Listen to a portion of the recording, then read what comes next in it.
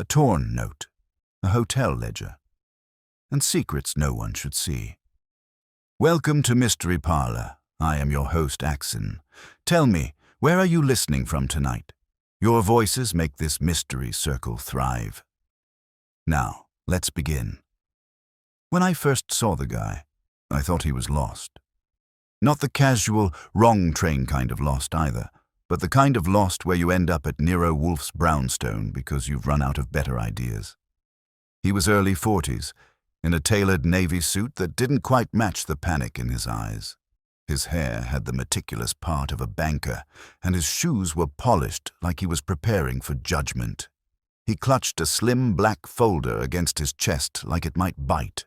I had just finished my third cup of coffee and was preparing to negotiate with Fritz over the morality of including lima beans in a spring lunch when the bell rang.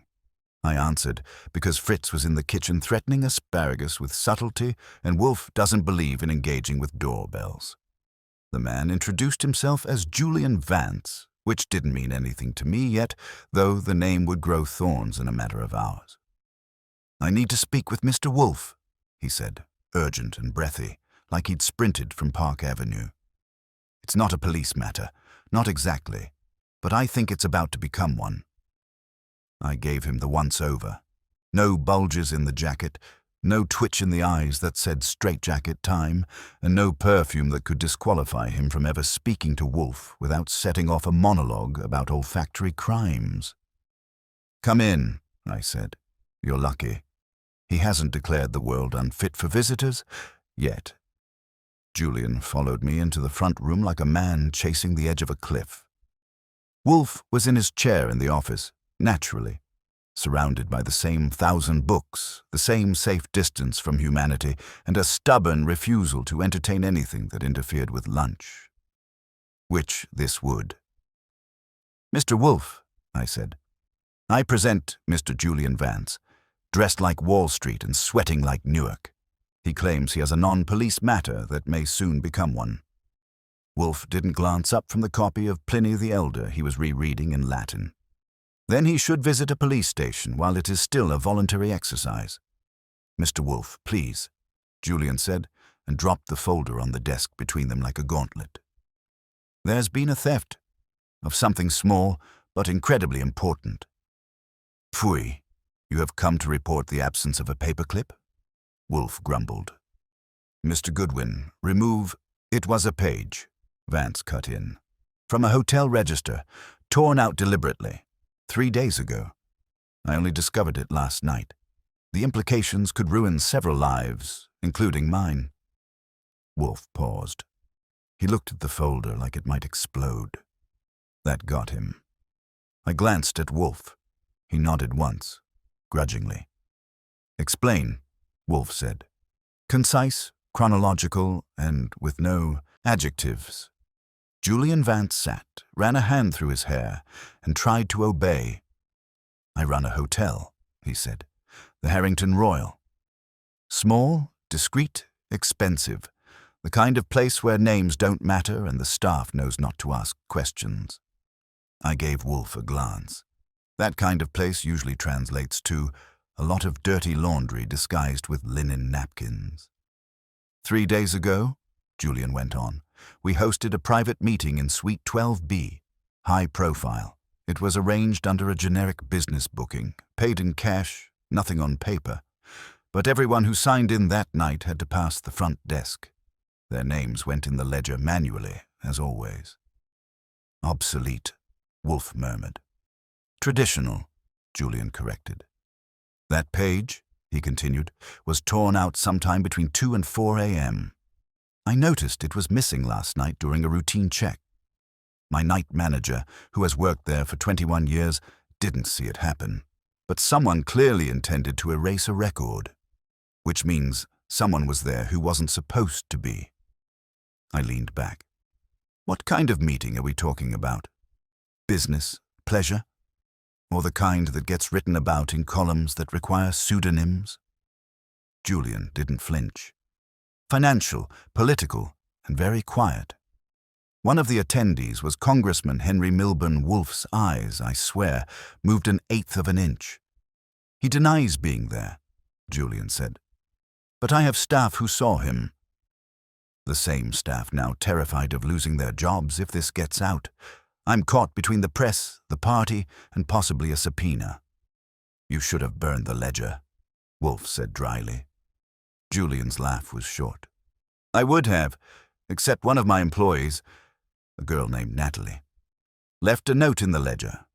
Just a few words, right beneath Milburn's signature. She tore the corner off and hid it. She gave it to me in confidence this morning. I haven't even told her it's gone. I blinked. Gone? Julian opened the folder. Inside was a plastic sleeve with a torn scrap of hotel ledger paper. The edges were frayed, the ink smudged from a thumb. 5 words, neat and small. He said she wouldn't live. That, Julian said, was not supposed to exist. Silence. Wolfe closed Pliny and placed it gently beside the orchid catalogue from Antwerp. He exhaled through his nose and leaned back. Why not destroy it? Julian shook his head. Because if Natalie dies, I'll know I had the last evidence in my hand and did nothing. Wolfe glanced at me. I raised my eyebrows and gave a shrug that meant, all right, it's weird enough. Julian leaned forward. Please. I don't care about the politics. I care about that girl. I want to know who tore the page, who wrote the threat, and whether I just stepped into something that's already bleeding. Wolfe closed his eyes. A long minute passed. I waited. So did Julian. Then Wolfe spoke. Very well. Mr. Goodwin will visit the Harrington Royal and make discreet inquiries. You will provide names of every guest, staff member, and contact associated with Suite 12B that night. You will say nothing further to the press, police, or your staff until I permit it. Julian nodded quickly. Of course. Wolfe opened his eyes and reached for the bell to summon Fritz for lunch. Archie, he said, find the girl, before someone ensures she can't be found. I had the folder under my arm before the chimes stopped. The note stared up at me from the plastic sleeve. He said she wouldn't live. A scrap of hotel paper that had already started to burn holes through reputations. I didn't know yet how many names would end up on that missing page, or how many lives it would upend. But I did know one thing. If Wolfe was letting his soup go tepid, the game was already on. The Harrington Royal was one of those boutique hotels that tried to look old money but had too many chrome accents to convince anyone who'd actually seen old money. It sat tucked between a French tailor and a wine shop with no price tags, which told you everything you needed to know about the clientele. The doorman was polite enough, but he gave me the kind of once-over that said he doubted my suit had been tailored any closer than Jersey. I gave him my card and a smile that said, I ask questions, and I ask them twice if I don't like the answers. Inside, the place was quiet. Too quiet for mid-morning. The lobby was polished, fresh orchids in vases, a faint scent of something citrusy that had the fingerprints of a marketing department all over it. A man at the front desk with a name tag that read Craig blinked when I introduced myself, but when I mentioned Julian Vance and a missing hotel register page, his professional smile flickered like a faulty bulb. I'm afraid Mr. Vance isn't available, he said, eyes doing a nervous hop toward a hallway marked Administration. But I can pass along a message. Tell him Archie Goodwin is here to do the thing he's paying me to do, I said, leaning casually on the desk. And tell him if he doesn't come out in 60 seconds, I'll start interviewing guests about what happened in 12B and see who screams first. Craig vanished. I could have counted the seconds out loud, but I gave him the benefit of the doubt. 45 ticks later, Vance emerged from the hall, suit freshly pressed, but jaw tighter than it had been at Wolfe's place. Mr. Goodwin, he said, a little forced, you didn't say you were coming this morning. If I had, someone would have had time to clean up, I said. We wouldn't want that. He sighed and motioned me to follow him past a security door and into the staff corridor. The change in atmosphere was sharp. The wallpaper stopped, The floors got cheaper, and the scent turned from citrus to break-room coffee and industrial cleaner. I've told only 2 people about the note. Natalie found, Julian said. My night manager and my head of housekeeping. I trust both implicitly. That's charming, I said. But people you trust tend to be the ones who hurt you without needing an alibi. He winced, then stopped at a door marked Natalie Whitaker, Guest Services. He knocked, waited, then knocked again. There was no answer. She's off today, he said. But I can get her schedule. We're not playing phone tag, I said. Where does she live? That feels intrusive. Mr. Vance, the note said she wouldn't live. You want me to be polite or useful? He sighed again, then led me to a small office with wall calendars and a corkboard full of quotes like, "Smile. It's contagious." A drawer yielded her personnel file. Natalie Whitaker, 25, worked front desk rotation, lived in a brownstone in Brooklyn, shared with 2 roommates. No next of kin listed. I copied the address, thanked Julian with a glance that said, "Don't try to stop me," and took the elevator down. The doorman was still at his post and gave me the same polite nod. I nodded back, thinking that if this went the way things usually went, I'd be seeing the place again soon, either chasing a suspect or cleaning up a mess. Brooklyn was gray and indecisive by the time I got there. Clouds thickened over brownstone rooftops, and the air smelled like distant rain and last night's pizza. Natalie's address led to a modest building with peeling green trim and a broken buzzer. I knocked twice. No answer. I knocked again, louder. Eventually, a girl with half-pink hair and a sleepy face opened the door. She blinked at me like I was a misplaced Amazon package. "Natalie in?" I asked. The girl yawned. "She left early, said she was meeting someone uptown. You a friend?" "Something like that," I said. "Did she say who she was meeting?" "Just said it was about the hotel." She scratched her arm and leaned on the doorframe. "Said it might get messy." "Messy how?" The girl shrugged. "She didn't say. Natalie's not dramatic. Not unless something's really wrong." That scraped a chord. I thanked her and left a number in case Natalie turned up and started feeling talkative. Then I turned north again, running through what Wolfe would have already sorted by categories: motive, means, method. Natalie finds a note on the same day a high-profile guest lies about being at the hotel. She tears it out and keeps it. Then the entire ledger page disappears. Coincidence? Only if you believe in fairy tales and dry martinis before lunch. I checked in with Wolfe once I got back to the office. He was already in his chair, sipping beer and letting his lunch digest like a man who had done his part for civilization and expected me to carry the rest. "Well?" he asked. "Natalie's missing," I said. She told her roommate she was meeting someone uptown this morning. No name given, just that it might get messy. That's a quote. "Bah," Wolfe muttered. "She's either been threatened or she's making a play. Either way, her absence complicates matters. Have you spoken with the night staff?" "Not yet. Vance gave me 2 names. Anson Keel, the night manager, and Elsa Murray, head of housekeeping." "Want me to shake them loose?" Wolfe grunted. "Begin with Keel. He is more likely to have noticed the page missing, and perhaps more likely to have removed it." I headed back to the Harrington Royal, where Vance had arranged for Keel to meet me in a side conference room that smelled like old carpet and neutral lawsuits. Keel was in his late 50s, trim, with the kind of face that had been watching security footage for so long it no longer trusted real life. "Mr. Goodwin," he said, shaking my hand with the caution of someone who knew it might be counted later. "Mr. Vance said you're investigating something missing."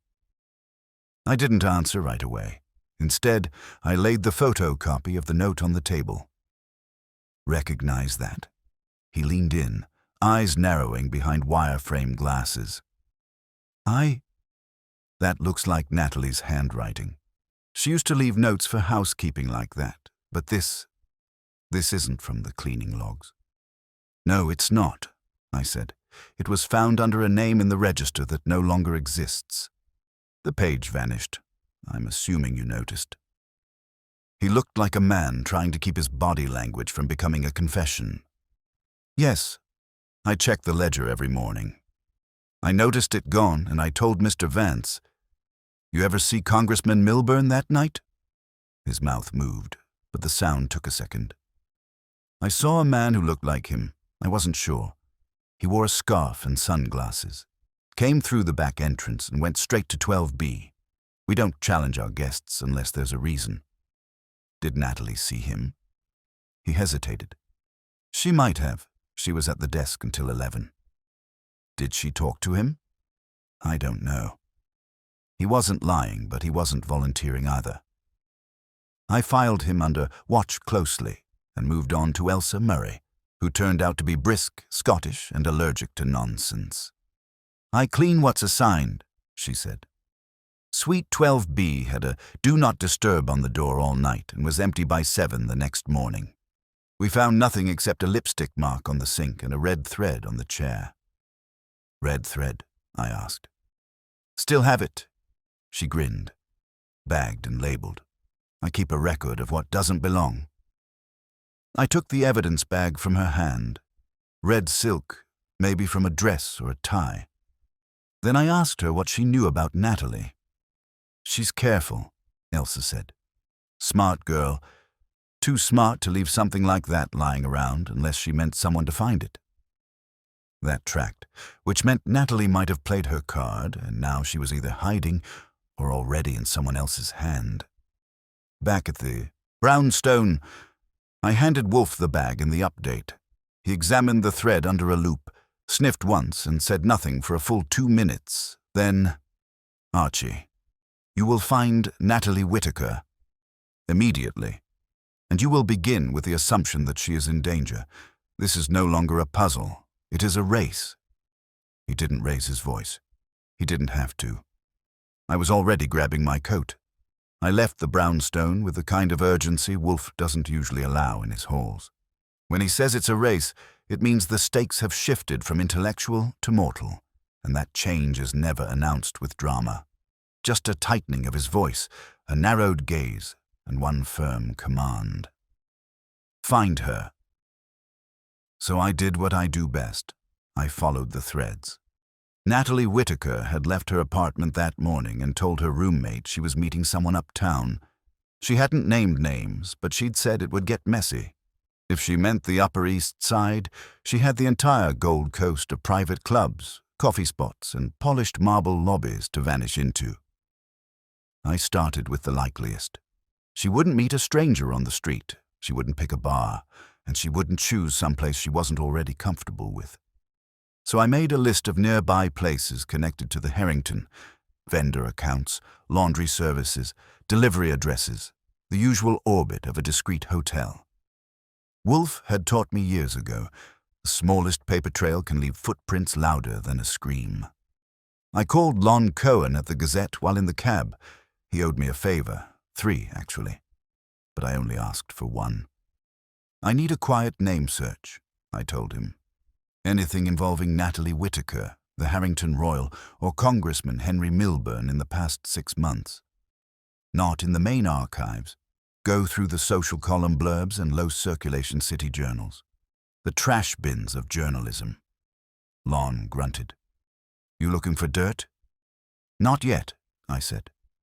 Just looking for footprints in the powder. Give me an hour. I hung up and headed to the cafe 2 blocks from the Harrington, the Basil, and Birch. Not because I liked the name, I didn't, but because it was the kind of place young hotel staff went when they needed 30 minutes of normal. The waitress remembered Natalie. She used to sit in that corner booth, she said, pointing. Brought a little notebook, always ordered chamomile. Last week she came in twice with a guy in a grey overcoat. Looked like a professor or a lawyer. Serious type. They didn't flirt. They argued. Quietly. What did he look like? She thought. 40s. Tan, heavy-set. Red scarf, I think. Glasses. Not from around here, I'd say. That sounded suspiciously like someone trying not to be recognized. I left my number, tipped enough to get her remembering things twice as hard, and moved on. Back in Midtown, I circled the block around the Harrington again. If Natalie had come to meet someone near the hotel, she wouldn't go in through the front. She knew too many people on staff. I checked alleyways and rear doors and ended up talking to a delivery guy leaning against his van, sipping a bottle of orange soda and looking like he had opinions he hadn't been asked to share. "Yeah, I seen her," he said when I showed him Natalie's picture. "This morning, around 9:15, she came out of that side entrance right there. Didn't look happy. Got into a black car with tinted windows, waiting engine. Driver was this guy, bald, big neck, the kind of guy who doesn't need to tell you not to ask questions." "Did you get the plate?" He shrugged. "Jersey tags. I remember XR9 and something with a B. You buying lunch?" I bought him a sandwich from the corner bodega and made another call. This one to Saul Panzer. If there was a man in New York who could take a sliver of a license plate and spin it into a personal biography, it was Saul. "I'll need an hour," he said. "Maybe 2, and the bodega better have pastrami." Done. I headed back toward the hotel. Something had shifted under the surface, and Wolfe would feel it before I said a word, but I needed more pieces on the board.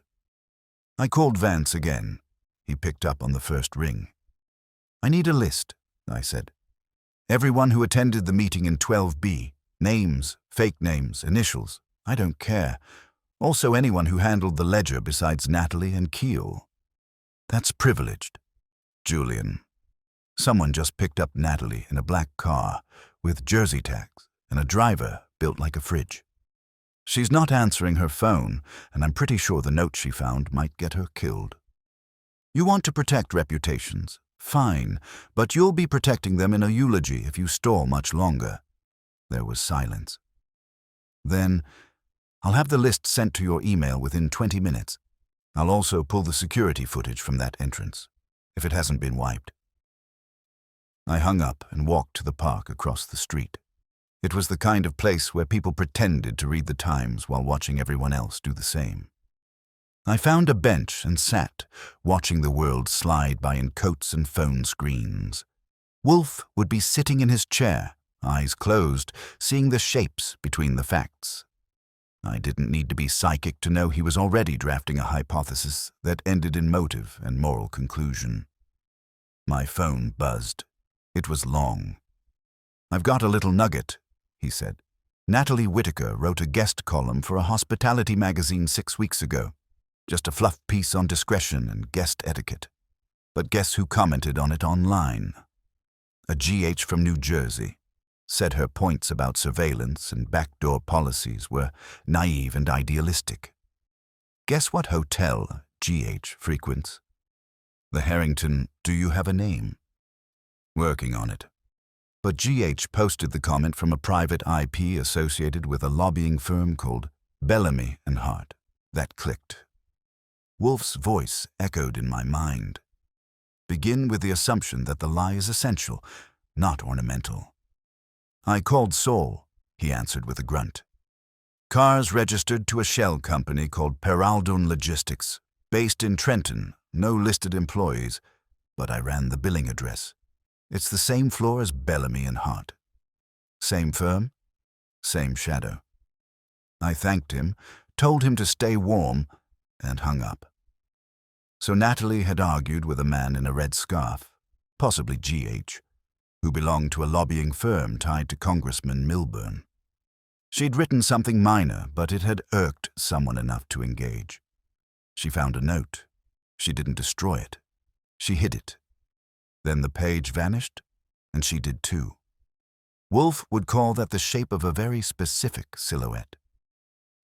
Back at the brownstone, I walked into the office without knocking. Wolfe was in his chair, fingers steepled, eyes closed. He didn't look up when I entered, but he spoke. Is she alive? I don't know, I said. But I'm getting closer to the people who don't want her to be. That got a slight lift of the eyebrows. I gave him the rundown, the cafe sighting, the delivery man's witness, the jersey plates, the connection to Bellamy and Hart, and G.H.'s comment on the article. When I finished, he opened his eyes and reached for his beer. "Bring me Mr. Vance," he said. "Tonight, after dinner." "Why?"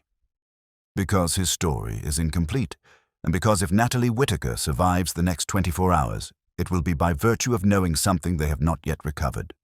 Which means she must have it hidden, which means they will keep her alive until they find it." He took a sip. "And that," he said, "buys us time." Dinner that night was trout à la Meunière, and Wolfe observed the sanctity of the meal with the kind of devotion usually reserved for popes and pharaohs. I managed to eat my portion without tapping my foot under the table, but barely. Natalie Whittaker was missing, possibly in real danger, and I was sitting across from a man who wouldn't lift a finger, literally, until the sauce had cooled properly. Fritz served dessert, a lemon tart with a crust that could have converted cynics, and only then did Wolfe fold his napkin and give me a nod. "Mr. Vance will arrive in 20 minutes, he said, as if the arrangements had been telepathically transmitted. "How do you know he'll show?" "Because I instructed you to summon him, and you are not incompetent." That was Wolfe speak for "thanks for doing your job," which, coming from him, could be printed and framed. I was about to pour myself a post-dessert coffee when the bell rang. Fritz answered, and moments later, Julian Vance stepped into the office looking like he hadn't taken a breath since lunch. He wore the same suit, but the crispness had dulled, and there was a glint of sweat above his temples. Wolfe didn't rise. He never does. But he did gesture toward the red chair with a perfunctory flick of his hand. "You have made a hash of this?" Wolfe said by way of greeting. Vance sank into the chair like a man about to confess to a priest with a long memory. "I told you everything I knew," he said. "I kept it quiet. I gave you the list." "Yes," Wolfe said, tapping the edge of the folder Archie had printed. "A charming list. Let us examine it. You claimed Suite 12B was booked for a private financial meeting involving 5 attendees. You gave names. 3 are lawyers with obscure lobbying connections. 1 is an aide to Congressman Milburn. The 5th is listed simply as G.H. "I don't know who G.H. is," Vance said quickly. Too quickly. "Nonsense," Wolfe replied. "You know precisely who G.H. is. You withheld it because you are frightened, not by the law, but by implication." Vance's shoulders tightened. I leaned forward. "Let me guess," I said. "G.H. is Grant Harlow, senior partner at Bellamy and Hart." Julian blinked. "Who told you that?" "The trail told me that. You just confirmed it." Wolfe interlaced his fingers and stared at Vance like a hawk contemplating a slow rabbit. "Grant Harlow," Wolfe said, "has made enemies by the dozen, but he's not stupid. He would never leave a name in a ledger unless he believed it could be removed later. The page was torn, that we know. But the note, the one Natalie salvaged, suggests he didn't get it all, which means Natalie saw him, recognized him, and retained evidence. You see, Mr. Vance, your little circle of discretion has sprung a leak." Vance shifted, tugged at his collar.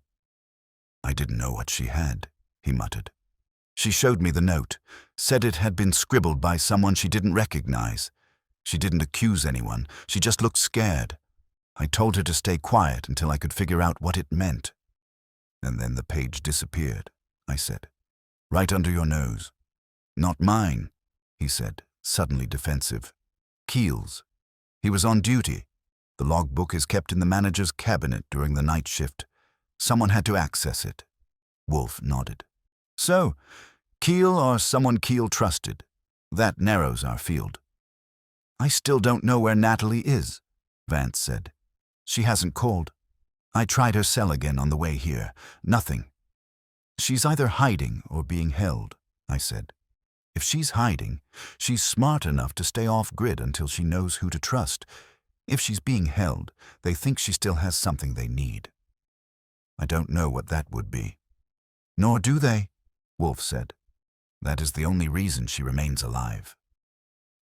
I watched Vance absorb that. He paled a little, but nodded. Wolfe shifted slightly in his chair, which for him was the equivalent of pounding the desk. Mr. Vance, I require your full cooperation. We are now dealing with blackmail, obstruction, and potential conspiracy. You will contact each of the attendees from Suite 12B and summon them, individually, under pretense of a routine legal clarification regarding the meeting. I want to speak with them. Here, in this office. I shall not ask. You will arrange it. You want me to bring them here? He said, incredulous. Not all at once, Wolfe said sharply. Individually, spaced by hours. We must observe their manner, their confidence, and above all, their concern over Natalie's absence. And if they refuse? They won't, I said, because they're not afraid of you. But they will be curious, maybe enough to come see what we know. Wolfe narrowed his eyes. And in the meantime, Mr. Goodwin will locate Natalie. That was my cue. I stood. I'll start with the firm, I said. Bellamy and Hart. If Harlow's behind this, he's got people cleaning up already. If Natalie reached out to anyone else, any friend, any ally, they'll know. Vance stood too. I'll make the calls tonight. First thing tomorrow, you'll have visitors. He didn't wait to be dismissed. He left quietly, a man on the edge of losing control of something he thought he'd contained. I lingered a moment. Wolfe sat still, eyes closed again, but I knew he wasn't resting. He was building the frame. All I had to do was find the missing panel that made the whole painting make sense. I made a few calls before bed. Saul, for one, asked him to dig into Grant Harlow's known associates, particularly drivers, assistants, anyone who might double as muscle. Then I called the pink-haired roommate again. No answer. I left a message saying I just wanted to confirm if Natalie had come home. I kept it light, just in case someone else picked it up. Sleep didn't come easily.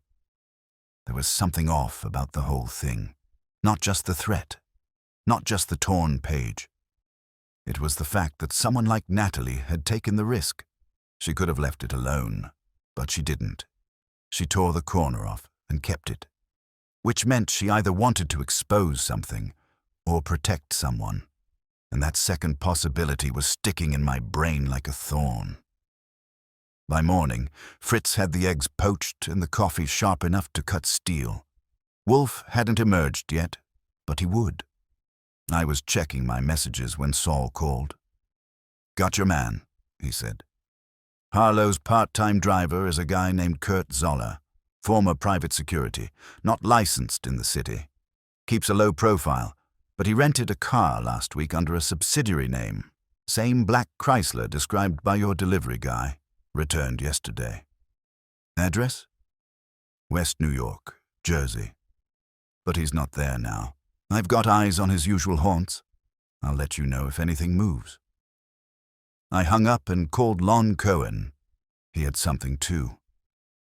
Got a weird call at the Gazette, he said. Anonymous tip. Someone asked if we were planning to run a story about a missing hotel clerk who had information that could bury a campaign. Didn't say her name, but it lines up. Did you record the call? Number, but I got the timestamp and traced the number. Burner phone. Pay as you go, bought 2 days ago in Trenton. That made sense. Someone was testing the waters, seeing if the press already had the story. If they did, there'd be a leak. If not, there was still time to clean house. I drove straight to Bellamy and Hart's headquarters, 22nd floor of a mirrored tower that probably cost more to clean than I made in a month. The receptionist had perfect teeth and eyes that didn't blink enough. Grant Harlow, I asked. I'm sorry, he's not available. He's about to be, I said, and slid Wolfe's card across the marble counter. He either sees me in the next 5 minutes, or this card goes to the DA's office with a note saying he refused to cooperate in a matter involving witness intimidation and ledger tampering. Her eyes finally blinked. She picked up the phone and muttered something. Then she pointed to a side door. "Mr. Harlow will see you now." She didn't look happy about it. I was. Because if Harlow was willing to open his door, it meant something inside him was starting to sweat. And when a man like that sweats, Wolfe knows exactly how to wring out the truth. The inner sanctum of Bellamy and Hart looked like someone had dipped a courtroom in gold leaf and told it to relax. Leather chairs, dark paneled walls, a minimalist painting pretending not to be expensive. It all screamed respectable power with just enough ego to sign its own invoices. Grant Harlow stood when I entered, which surprised me. I'd pegged him for the type to stay seated and let others orbit. He was tall, broad through the chest, with the kind of face that gets cast in war documentaries as a general who makes the wrong call but gives a stirring speech anyway. The red scarf was draped neatly over the back of his chair, folded like a flag. He wore wire-rimmed glasses and a grey suit that probably had its own zip code. If he was nervous, he hid it under enough poise to fill 3 press briefings. "Mr. Goodwin," he said smoothly, offering a hand. I didn't take it. "To what do I owe this professional incursion?" "You already know," I said, sitting uninvited. "You were in Suite 12B 3 nights ago. You signed in as GH. You were seen. You denied it. Then the ledger page vanished, and a hotel clerk, Natalie Whitaker, wrote a note that names you without actually spelling it out. Now she's missing. That's a bad coincidence, or a worse strategy." He gave a small, tight smile. "Mr. Goodwin, you strike me as someone who enjoys chasing shadows." "That depends on whether the shadows hit back." He chuckled politely, then sat. His hands rested lightly on the arms of his chair, fingers still, not twitching, not defensive. Too still. "I was in 12B, he said, "but I was told it would remain confidential." Not because it was criminal, because it was delicate. Congressman Milburn needed to discuss certain electoral logistics with interested parties. I was there in an advisory role. Nothing was signed, nothing was exchanged. The meeting lasted under 2 hours, and I left through the rear entrance. "And the threat?" I asked, pulling the photocopy of the torn note from my jacket. "He said she wouldn't live." That written beneath Milburn's name ring any bells? He studied the paper without touching it. The air in the room tightened. "I don't recognize the handwriting," he said slowly. "It's Natalie's. She copied it from the page that disappeared." "And you think I, tore the page?" "I think someone did. Someone who had access, someone who knew what names had been logged, someone who realized too late that a note had been left behind by a girl who was either brave or foolish." He let out a breath through his nose. "You think I'd risk my career, my reputation, over one clerk's scribble?" "I think you're the type who doesn't like variables," I said. And Natalie became one. He gave me a long, unreadable look. Then he leaned forward. "Mr. Goodwin, if you truly believe I had anything to do with her disappearance, then you should be talking to the police, not me." "Maybe I will," I said, rising. "But if something happens to Natalie, you won't have the luxury of choice. Wolfe doesn't like being lied to. He's not the law. He's older than the law. He's judgment with better posture." Harlow raised an eyebrow. "Is that a threat?" "Number." "It's an appointment," I said. "You'll be receiving an invitation to Mr. Wolfe's office shortly. I suggest you accept. Wear the scarf. It'll help jog memories." I left without shaking hands. Back in the cab, I updated Wolfe by phone. He listened in silence, then gave a single instruction. "Return. We will prepare." By the time I reached the brownstone, Wolfe was in the plant room with Theodore, checking on the orchids as if we weren't in the middle of a case that now included missing women and high-level political maneuvering. I waited until the door hissed open and Wolfe re-entered the office, dabbing his forehead with a monogrammed handkerchief. "I've scheduled Harlow for tomorrow at 4, I said. He played it cool, but something about the note made him flinch. He didn't recognize the handwriting, which means he never saw the original. He didn't tear the page. "No," Wolfe agreed, settling into his chair. "But he knows who did." "Then why not name them?" "Because he is a man who trades in debts," Wolfe said. "Exposing the page thief would cost him leverage. He will hold that card until forced to play it." I poured myself a drink and sat on the edge of the desk. What about Natalie? Still no word, no sightings, no movement. Wolfe tapped a finger against the arm of his chair. "She is clever," he murmured. "She took the note. She knew someone would come looking. The question is, did she hide something more?" I frowned. "You mean besides the note?" "She removed a fragment," Wolfe said, "which implies foresight. What else might she have removed? A copy? A photograph? Something she knew could buy her safety later?" I thought back to her apartment. The roommate said she left in a hurry. No mention of luggage. No sign of a plan. "What if she left it at the hotel?" I asked. "In her locker. Somewhere no one would check." Wolfe's eyes narrowed. "Go. Search it. Thoroughly." 10 minutes later, I was back at the Harrington, flashing Vance's permission slip at the night desk and asking to be shown to the employee locker room. The place smelled like fabric softener and anxious ambition. Metal lockers lined one wall. Natalie's was number 16. I popped it open with the master key Julian had handed over earlier. It was mostly empty. Change of shoes, a granola bar, a small book of poetry. But wedged between the liner and the back panel, taped flat and folded twice, was a square of paper. I unfolded it slowly. A photocopy. The ledger page. Not the original, but clear enough. 5 names, including Milburn and Harlow, and at the bottom, in different handwriting, was the note again. He said she wouldn't live. But this time, I saw something else. Something Natalie must have seen, too. Above Milburn's name, partially erased but still legible under the scan, was another name. St. Cordell. I took a photo with my phone and refolded the copy. Back at the brownstone, Wolfe was waiting. "Cordell," I said. "Name wasn't on the original list." Wolfe's eyes gleamed. "Because Mr. Vance omitted it." "Why?" "Because Simon Cordell is Milburn's chief strategist, and if Cordell was there, the meeting wasn't about funding. It was about covering something up." I handed Wolfe the copy. He studied it in silence. Then he rang for Fritz. "Bring beer, and schedule Mr. Cordell for tomorrow evening, 7 o'clock. Fritz nodded and vanished. "Archie," Wolfe said, "we are now in possession of motive, opportunity, and means. What remains is pressure. You will apply it. I will direct it." "And Natalie?" "She has bought herself time," Wolfe said softly.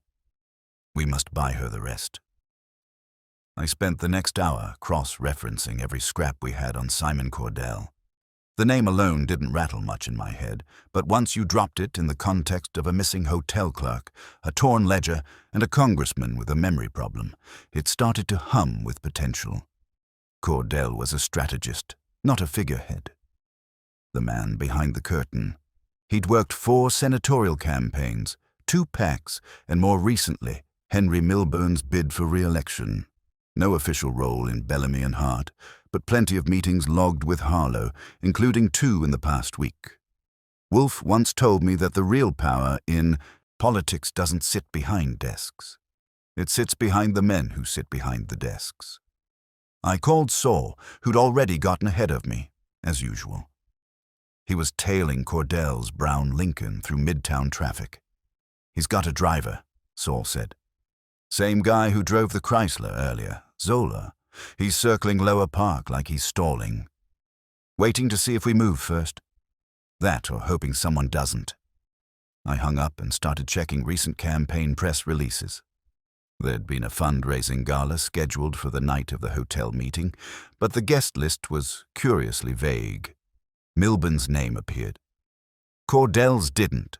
Harlow had been listed as a sponsor, but that's the kind of term you could use for everything from a checkbook to a blackmail note. It was beginning to form a shape in my head, like a negative space painting where the absence is what matters. Wolfe reviewed the copy of the ledger again after lunch, holding it as reverently as if it were a botanical sketch. His eyes lingered on the nearly erased name of Cordell, his lips pressing together. "Clumsy," he muttered. Not the erasure, that was clever, but including the name at all. Cordell must have signed in, not realizing others would follow, and the threat would be recorded beneath it. Natalie saw the whole sequence. She understood too much. "Then tore off a piece," I said, "and made a copy." "Which we now have." "Yes," Wolfe said, "which means someone else is now trying to undo the trail she left behind. That suggests we are close to making them desperate." He instructed me to call Vance and confirm Cordell's visit for 7 sharp. I did, and Vance sounded more strained than ever. The pressure was catching up to him. He agreed, Vance said, but he didn't like it. Said he doesn't answer to hotel managers. "He'll answer to Wolfe," I replied. "And if he doesn't, then he'll answer to the part of himself that still wants plausible deniability." By 4 o'clock, Grant Harlow arrived. On time, scarf in hand. He sat in Wolfe's office and made a fair show of patience, but it was the performance of a man who'd already factored in 4 possible escape routes. I stayed by the wall, notebook in hand, ready to catch the moment Wolfe slipped the needle in. "You're here," Wolfe said calmly, "because you allowed yourself to be visible.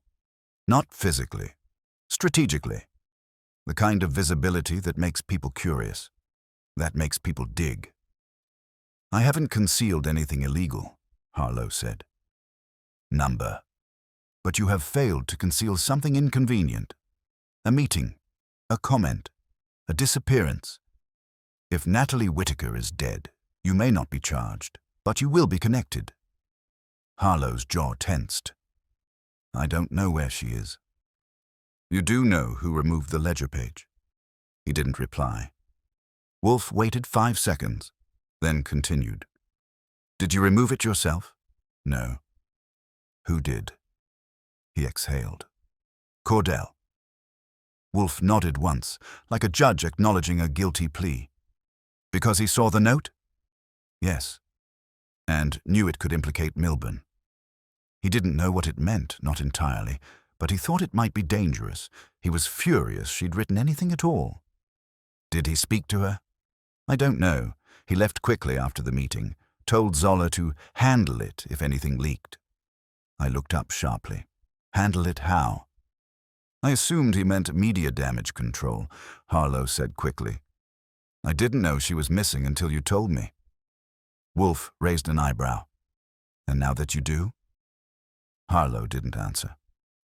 Wolfe closed his eyes for a moment, then rang for Fritz to escort him out. Harlow rose and straightened his scarf like a man hoping it might still protect him from the cold. When the door shut, Wolfe turned to me. "That's our link. Cordell gave the order. Zoller acted." "Find Zoller. I'll call Saul. Number go yourself. Shake the tree." I did. Zoller's address in West New York was a modest 2-story box with blackout curtains and a dog bowl on the stoop. Nobody answered the door. The neighbor said he hadn't seen Zoller in 2 days, and the car was gone. But I circled around back and found a slip of something under the trash bins. A receipt from a gas station outside Yonkers.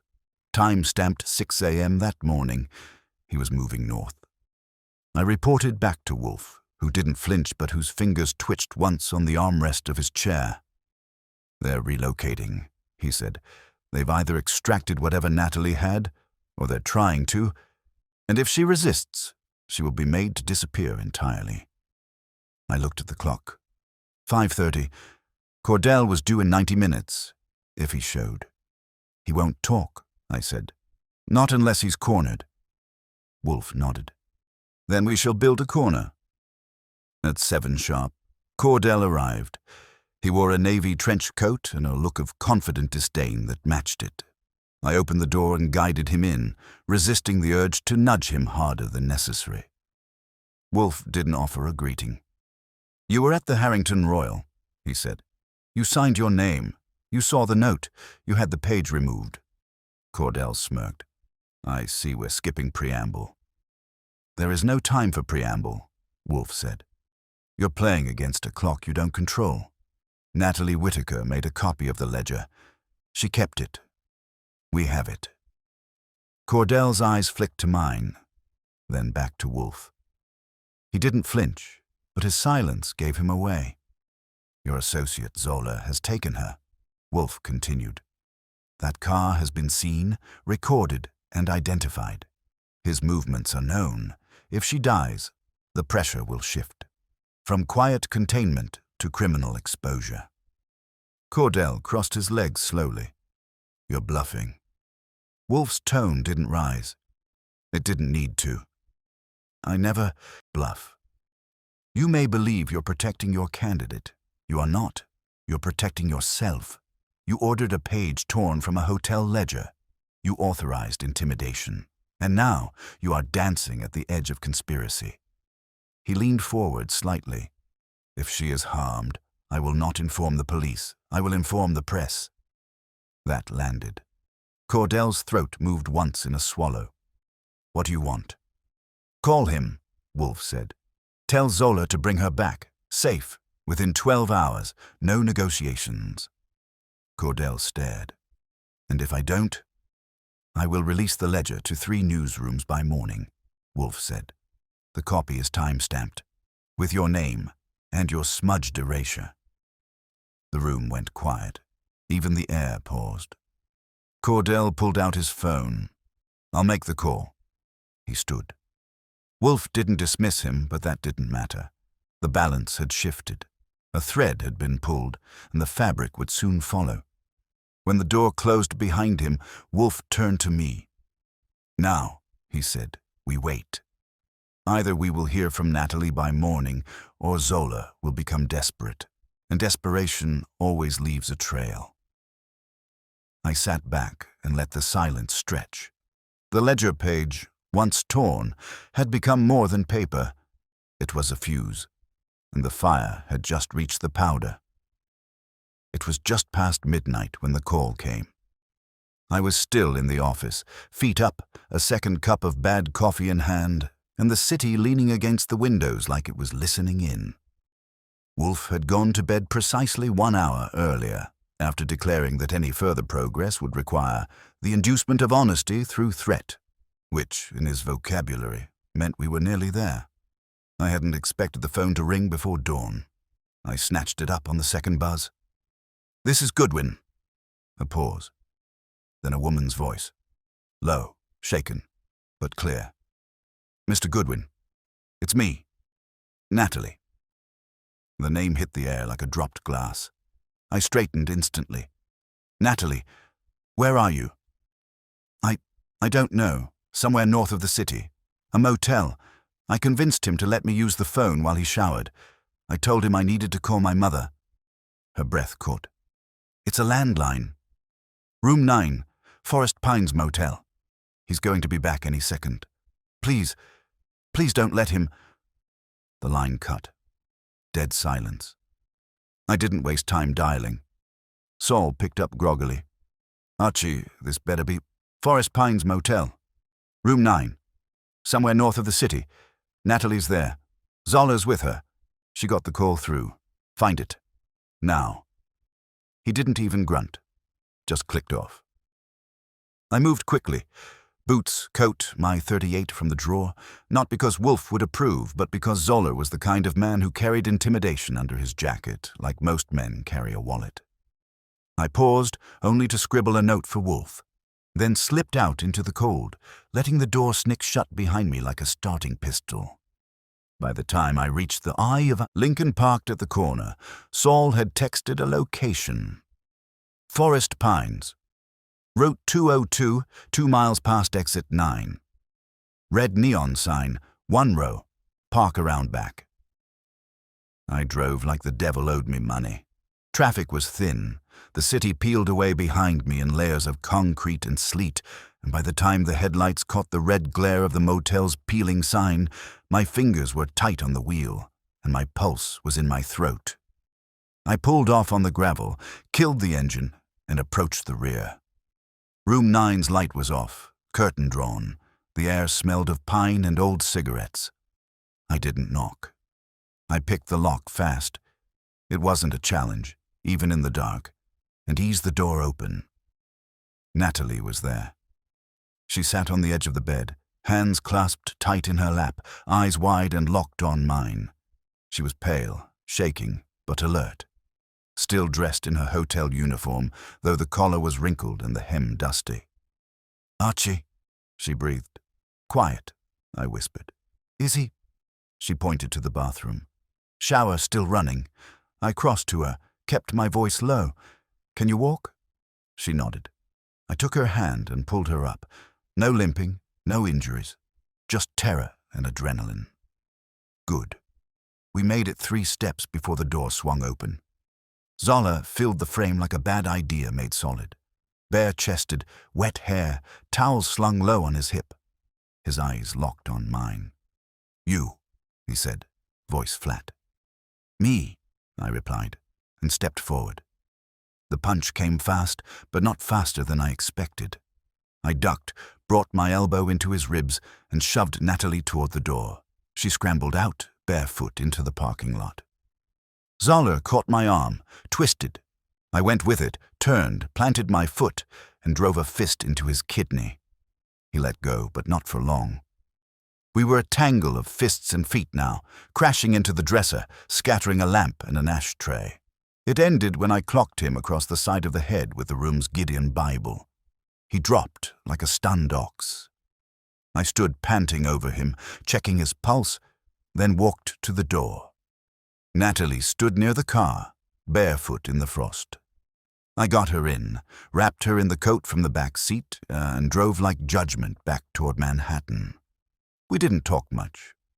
She stared ahead, shivering, gripping the coat like it was life itself. I let the silence sit. Wolfe would want her whole and calm, not rattled by 1,000 questions. We reached the brownstone just before 4. Fritz, God bless him, was already up and brewing something restorative. He didn't ask questions. He took Natalie upstairs and found her a robe. I waited in the office, scuff on my cheek and knuckles bruised, until Wolfe appeared in his gown and slippers, looking like he hadn't missed a minute of sleep. "You found her," he said. "She found me." He nodded, then sat. "Is she well?" "Scared, but sharp." "Good. She will speak with us before breakfast." I told him about Zola, his reaction, the fight, the motel. Wolfe made no comment beyond a soft, Then he asked me to fetch Natalie. She came in quietly, hands wrapped around a steaming mug of Fritz's calming blend. She took the red chair and gave Wolfe a single nod.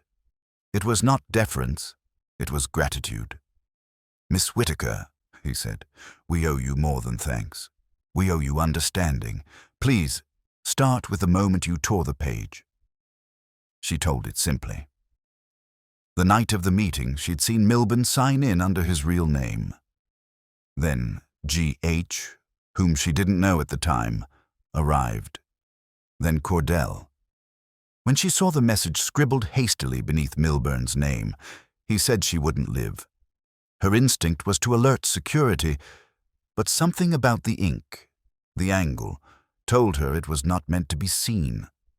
So she tore the corner, copied the page that night using the housekeeping copier, and slipped the copy into her locker. "Why not report it?" "Because I didn't know what it meant yet," she said. "But I knew it was bad. And when the original page vanished the next day, I realized someone else had seen it too." "Did Cordell speak to you?" "He cornered me in the break room," she said, swallowing. "Said I was mistaken, that there had been no such note, that my memory must be stressed. Implied threat. Number direct. She looked down. He said that sometimes people with big imaginations make trouble, and trouble doesn't last long. Wolfe exhaled softly. And Zoller? He picked me up outside my apartment. Said I needed to come with him, that I was being protected. When I resisted, he said it was temporary. He didn't hurt me, but he made it clear I couldn't leave. Wolfe nodded slowly. You were clever and brave. I was scared. Those are not mutually exclusive. She gave him the faintest smile. Wolfe gestured to me. Archie, inform Saul. Zoller must be retrieved, discreetly, and call Kramer. I blinked. You sure? I'm always sure. The case is closed. Only justice remains. Natalie's hand tightened on the mug. Wolfe looked at her with a rare gentleness. You may sleep here tonight. Fritz will prepare the guest room. In the morning you will give a statement. What happens to them? She asked softly. To Cordell. Milburn. They will be exposed, Wolfe said. Not for murder, but for cowardice, and for attempting to silence someone who saw too much. He stood slowly. I cannot offer you justice as the courts define it, but I can promise clarity, and sometimes that is more dangerous. She nodded. I saw it then, the moment she stopped trembling, the moment her spine returned. Natalie Whitaker was no longer the girl who tore a page from a ledger. She was the one who lived to tell the story. By the time Inspector Kramer arrived at the brownstone the next morning, the house smelled like fresh coffee, damp wool, and legal implications. Wolfe was already in his chair, a silks handkerchief draped across one knee and a look of pre-breakfast austerity on his face. I'd given Kramer the barest of context over the phone, just enough to get him through the door without his usual fanfare. He stepped into the office without knocking, brushing rain off his coat like it had personally offended him. Goodwin, he grunted, I ought to run you in just for waking me before 7. Morning, Inspector, I said sweetly. Did you bring your pen, or do you need Wolfe to write the report for you again? He shot me a look that could curdle coffee, then turned his bulk toward Wolfe. All right, you called me. Let's hear it. Wolfe didn't glance up from his orchids. You will listen, you will not interrupt, and you will act. Kramer opened his mouth, caught himself, and grunted assent. Wolfe gestured toward the red chair, which was still warm from Natalie's earlier statement. Kramer sat down like the wood had betrayed him. Wolfe began. He recited the facts with the precision of a surgeon and the cadence of a judge. The private meeting in Suite 12B, the erased name of Simon Cordell, the appearance of the note, he said she wouldn't live, beneath Milburn's signature, the theft of the ledger page, the copy Natalie had made and hidden, the attempted intimidation, the abduction, the recovery. He ended with the part that made Kramer twitch. Wolfe's demand that charges be considered, not just for Zoller, the hired hand, but for Cordell, for conspiracy and obstruction, and potentially Milburn for his complicity. You're out of your mind, Kramer said, finally breaking in. You think I can drag a sitting congressman in for a scribbled note and a vanished hotel clerk? She's not vanished, Wolfe said. She's upstairs, conscious, coherent, and willing to testify. That doesn't mean a damn thing without proof of intent. She has the copy of the ledger, Wolfe said. I have a headache. And you will also have the public, Wolfe said, if you wait too long. Kramer leaned forward. You trying to play me into leaking this? No, Wolfe said. I'm trying to prevent you from being left behind by it. Kramer stared at him, then at me. I shrugged. We've got the note, the copy, a witness, a confirmed abduction, and a line between Milburn's team and the man who tried to keep her silent. Your move. You know what this'll look like, Kramer muttered. Dragging Cordell in without touching Milburn. I'll have his whole PR team on my back. This is political suicide. For whom? Wolfe asked. That landed. Kramer sat back, breathing through his nose. I want to see the girl. She's resting, Wolfe said. She can rest later. I went upstairs and knocked gently on the guest room door.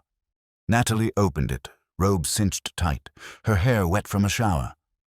She looked like someone who'd survived a fire and was still figuring out how she'd made it out. "He's here," I said.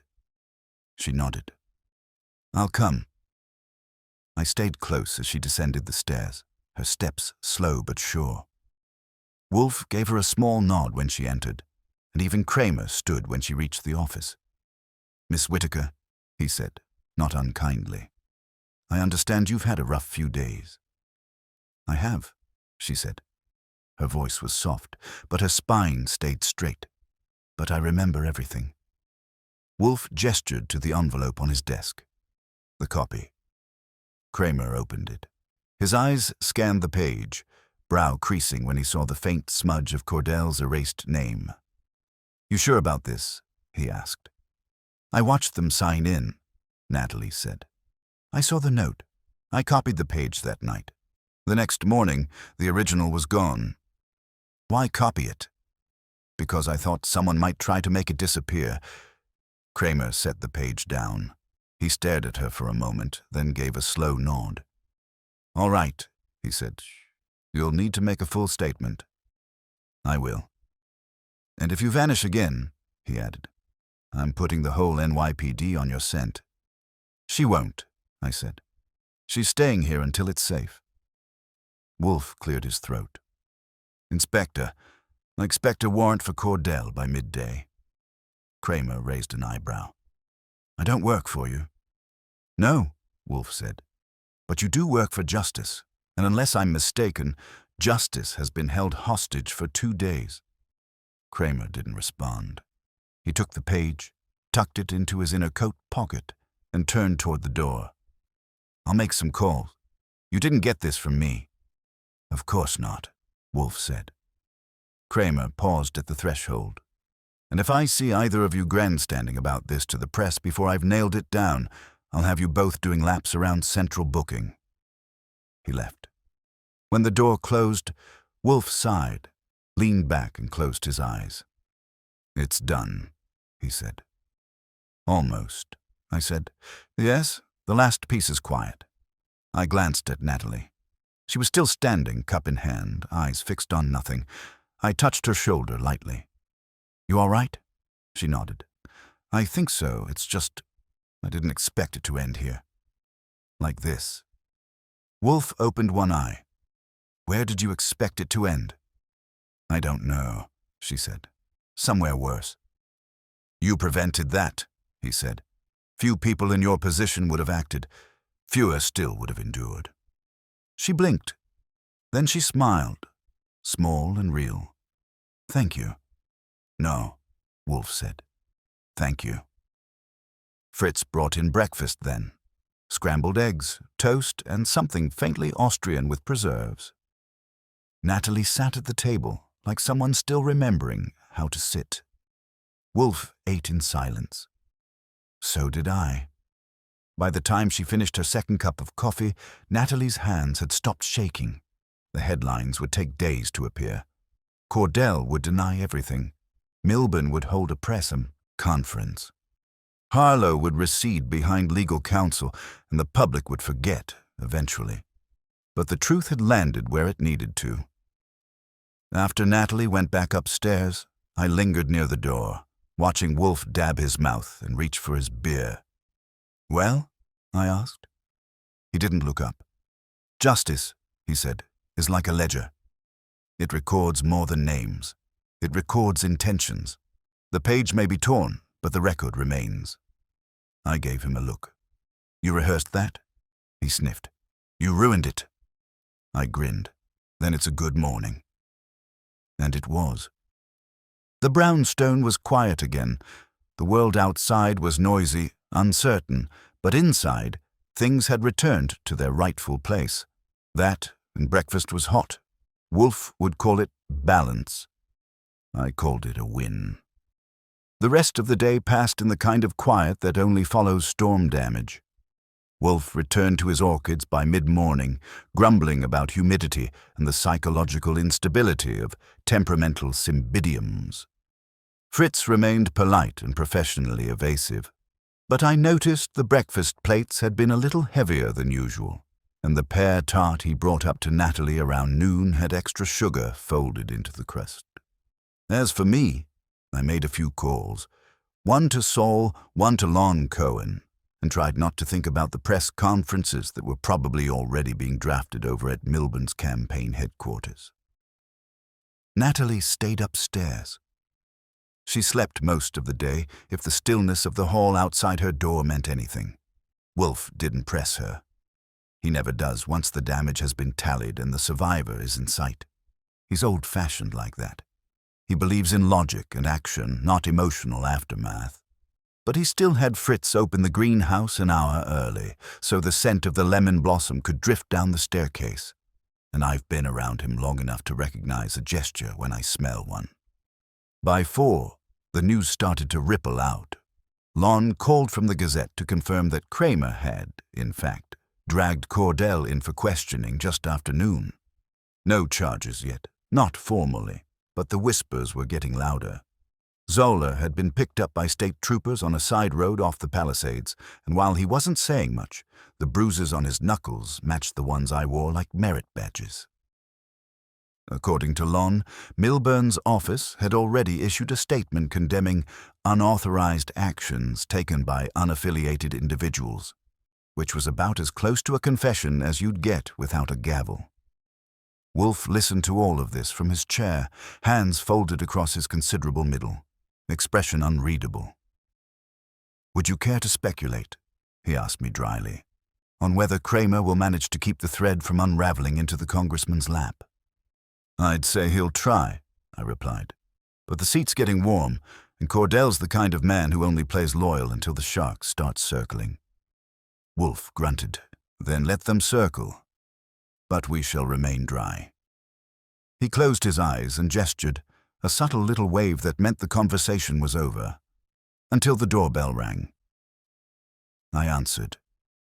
It wasn't who I expected.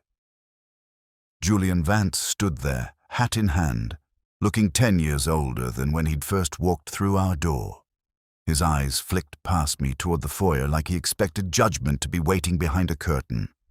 I didn't keep him on the stoop. He followed me into the office silently. Wolfe didn't rise. "Mr. Vance," Wolfe said without inflection. "I came to speak with Natalie," he said, "if she'll allow it."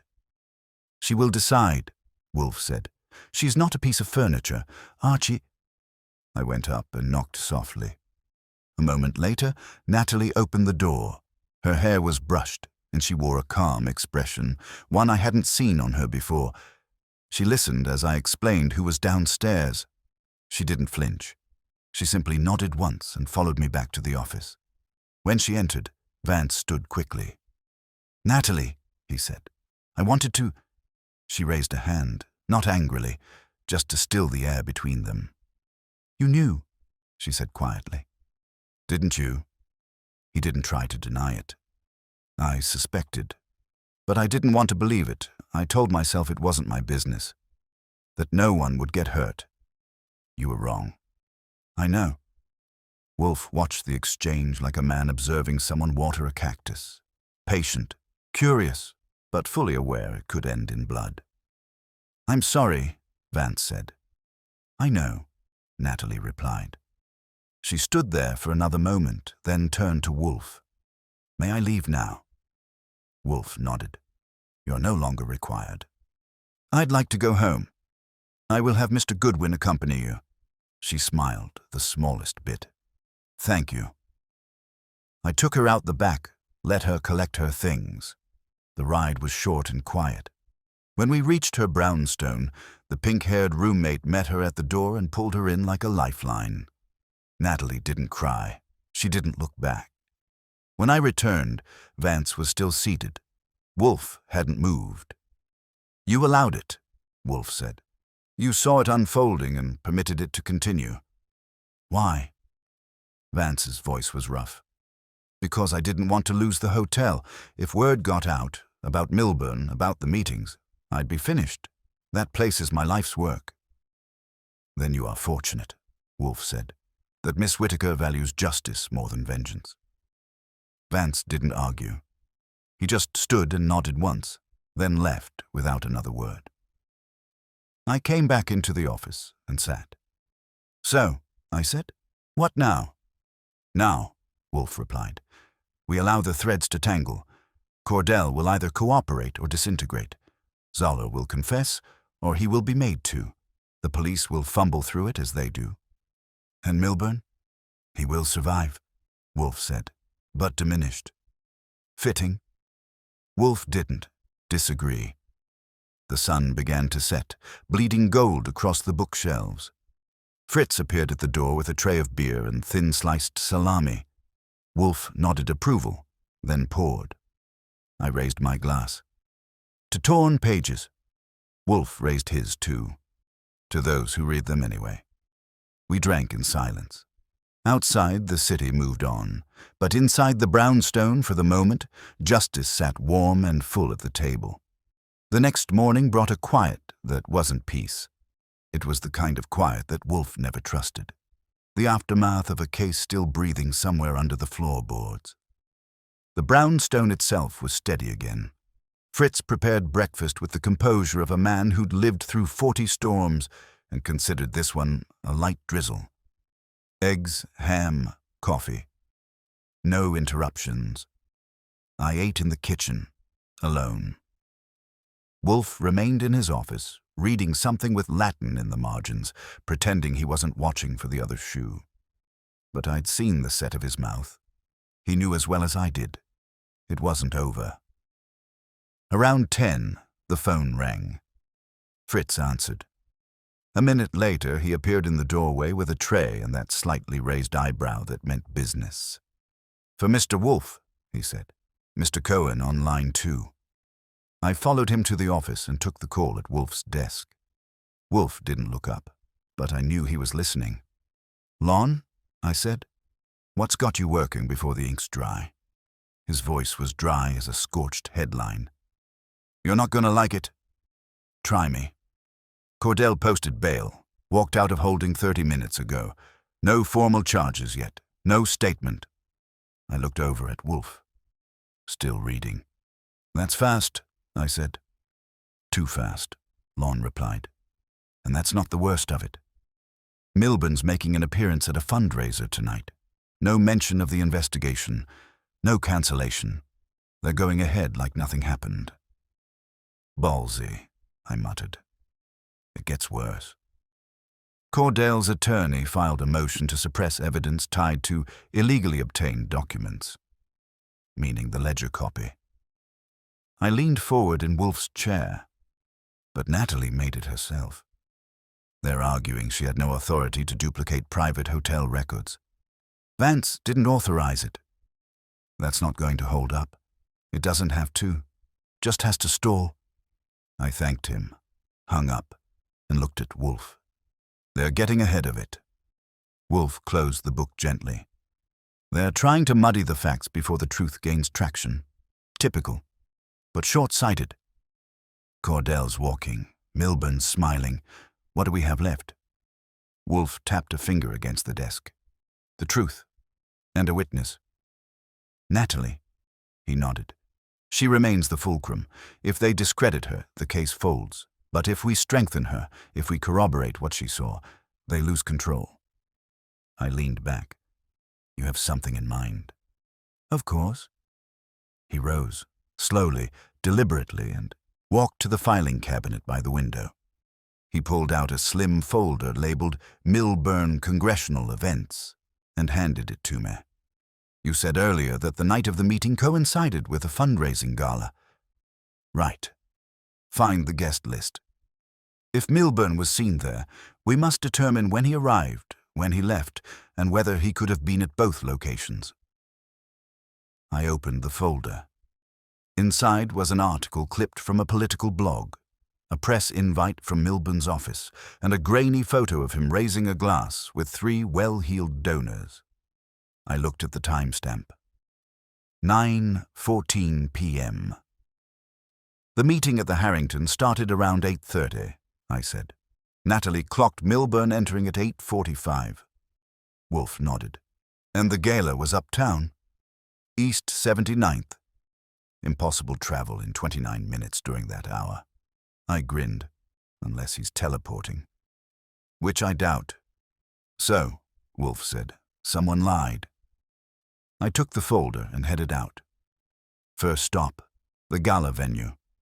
It was a rental space called Langley House, a townhouse-turned-event hall with too much faux marble and not enough charm. The event coordinator was a sharp woman named June who didn't like journalists but did like authority, which Wolfe's card conveniently provided. She confirmed the time of Milburn's arrival. He got here at 9:15 on the dot, she said. Security checked him in.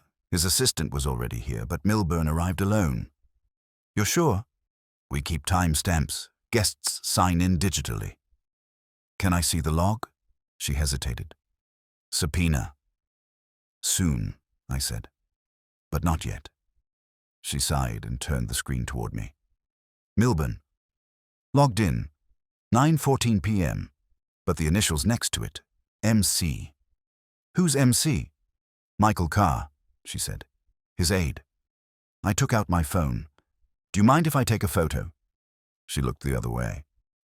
Back at the brownstone, Wolfe examined the screen grab through his magnifier. They logged him in remotely. Carr signed in for him, I said, to buy him time at the hotel. Wolfe nodded. So Milburn was never at the gala? Not until after. Correct. Carr's still in the wind. He will surface, Wolfe said, especially once Kramer learns of this. And Natalie, she will testify, but she must be protected, and she must not be surprised. Just then, the bell rang. I answered. It was Saul. He didn't wait to be invited in. You were right, he said. Cordell met with Milburn this morning. 10-minute conversation, private. No aides. Afterwards, Cordell went straight to his lawyer. Wolfe lifted a brow. A contingency meeting. Saul nodded. Cordell's turning it back on Milburn.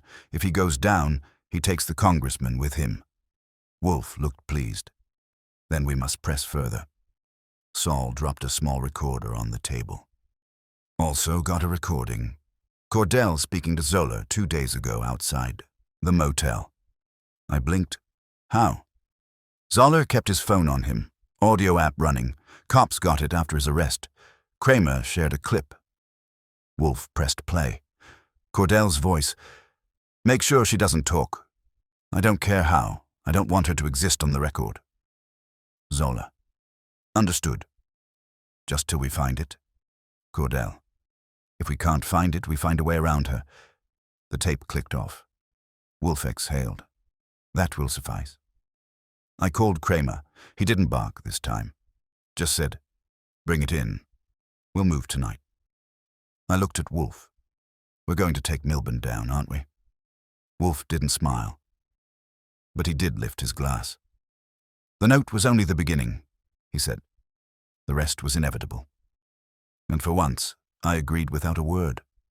Understood. Now, generate the final section of the story, ensuring a satisfying resolution. Maintain the logical progression of clues and character arcs, delivering the final reveal smoothly while keeping the ending impactful and true to the detective style. Seamless, high-quality narration in Archie's voice. Slow-burning, escalating mystery without rushed reveals, deep character interplay, and realistic motives. Check Wolfe's final victory delivered through intellect, not theatrics. Check a structured and highly immersive script matching your competitor's quality. Begin final section. It was almost a week later when the dust finally settled. Quietly, the way it always does after Wolfe finishes a case. No curtain call, no medals. Just silence, ritual, and the echo of a truth that refused to stay buried. Kramer called me one evening, not to yell, which was suspicious in itself, but to inform us that Zoller had taken a deal. He'd confessed to abducting Natalie under the direction of an unnamed intermediary and had offered to cooperate in exchange for reduced charges. Cordell, true to form, denied everything, but the timeline of calls, the recovered burner phone, and Wolfe's influence had already undermined the defense. No one wanted a trial, least of all Milburn, so a deal was struck. Cordell resigned from politics entirely. Zoller would serve time quietly, and Milburn's team issued a statement so vague it made Eyre look concrete. The note Natalie had copied never made the news, not directly, but its implications lived in the eyes of everyone who read between the lines. The ledger page never returned, but Wolfe didn't need it. He had the reconstruction, the witnesses, the pattern. That was always enough for him. He didn't solve mysteries the way a cop did. He solved them the way a man pulled thorns from a lion's paw, precisely, thoroughly, and with no expectation of applause. We had our final office gathering on a Wednesday afternoon, one of Wolfe's rare summoning ceremonies. Present, Vance, his tie tighter than his conscience. Kramer, bristling as always. Harlow, tense behind the ears, but deferential. And Natalie, seated once, again in the red chair, calm, whole, and this time unafraid. Wolfe, as expected, never left his own chair. He laid it out slowly, no drama, no flourish, just clarity. That Cordell had attended the Harrington meeting, though he'd tried to erase his name. That he'd seen the note and feared it implicated Milburn in something more than politics. That he had directed Zola to contain the risk. Natalie. That Vance, for all his professional polish, had chosen discretion over intervention. That Natalie had resisted anyway. He named no crimes. He needed no accusations. But by the time Wolfe paused, every man in that room had been weighed, measured, and found wanting, except one. When Vance tried to apologize again, Wolfe didn't indulge him. "You will not speak," he said flatly. "You have already said too little for too long." And that was that. After they left, Wolfe looked at Natalie. She stood without prompting. "Thank you," she said softly, "for not letting them erase me." Wolfe's brow lifted. "You preserved yourself, Miss Whittaker. We merely took note." She smiled. Then she turned to me, gave a nod, and walked out of the brownstone like she owned her name again. Later, after dinner, Wolfe poured his beer with extra care and folded his napkin with that particular ceremony he only reserves for cases he believes mattered. "Archie," he said, "a page was torn." "Yeah," I said, "but a story was told anyway." He grunted approval, and we let the silence hold. Justice hadn't come in a courtroom, but it had come, in truth, in consequence, and in survival. Wolfe didn't chase headlines. He restored the balance, and sometimes that was the better kind of justice, especially when all it took was a girl with a pen, a copy machine, and the courage to say, "This matters, this matters, this matters, this matters, this matters, this matters, this matters, this matters, this matters,